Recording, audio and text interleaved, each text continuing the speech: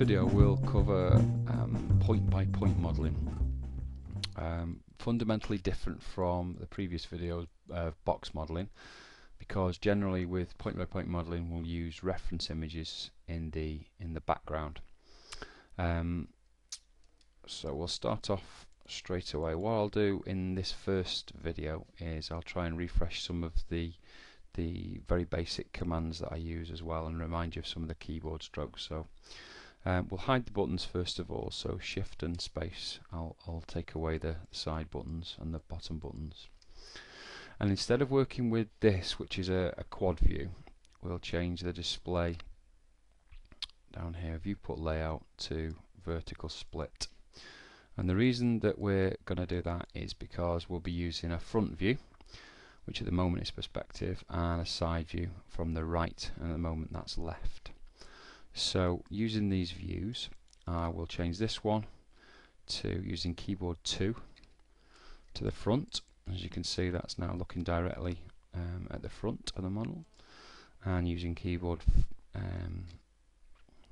was going to say 4 then, keyboard 6, which will give us the right view. Okay, now into those views we'll load two different images, one from the front, one from the right. And what we'll do is we'll end up modelling the right hand side on, if you're looking at the front view now, it'll be this side here, and then we'll mirror it over to this side once we've finished it.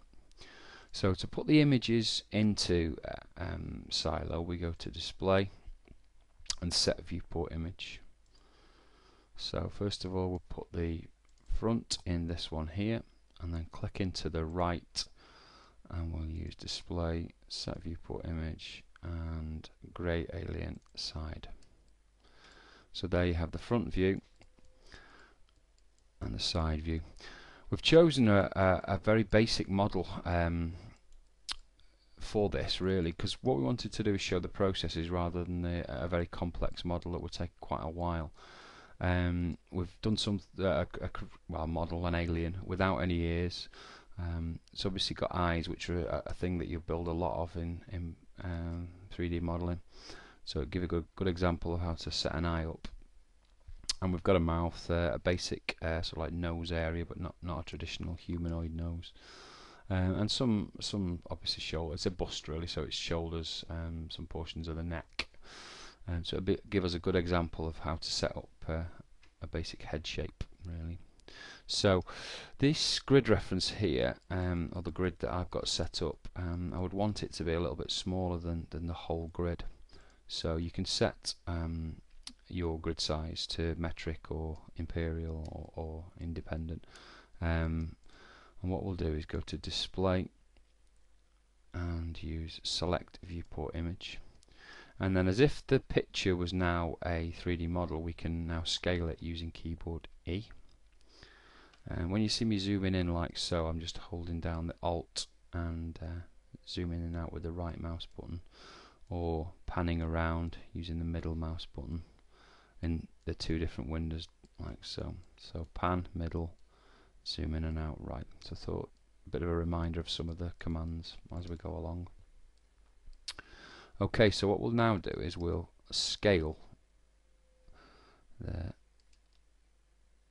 actual image right down, and we'll scale it to, let's have a look, to just a couple of squares high, a couple below the line as well. There we go. And then we'll click in here, do the same, edit, select viewport, and we'll scale that down to 2 and 2. And just make the model a little bit smaller, a bit more towards the size that I'm used to modelling at. Make that a little bit there. So an important thing to remember with using reference images like this in a background is that they have to be exact in terms of their scale. So let me just scale them, zooming in at the same size. So because the model will be it's been created from the two reference images, just line that up.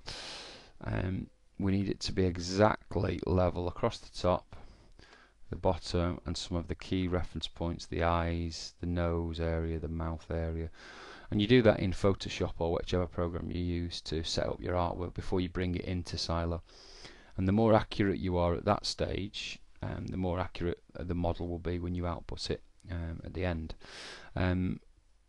Sketches and drawings can be a bit easier than photographs, because a photograph will give you, depending on how the photograph was shot, it can give you more distortion.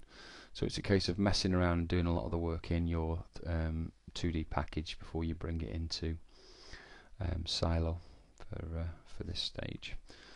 So if you now save that file, that sub file, it will retain the images in these views, which will be helpful should anything go wrong, should you lose the image, should you lose the file. So it's a good point to save right now. And we'll move on to the second video.